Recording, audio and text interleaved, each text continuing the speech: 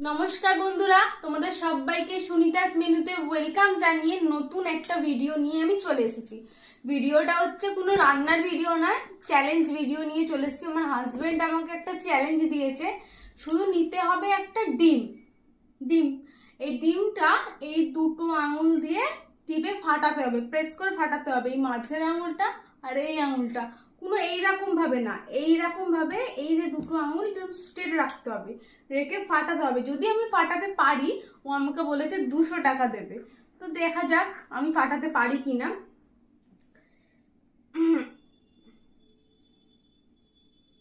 কোনো চান্স হচ্ছে না, মানে আমি চেষ্টা করেও, দেখতে পাচ্ছ আমি স্ট্রেট রেখেছি, চেষ্টা করেও আমি পাচ্ছি না ফাটাতে।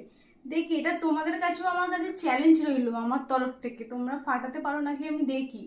তাহলে যদি ফাটাতে পারো আমাকে অবশ্যই কিন্তু কমেন্টে জানাবে।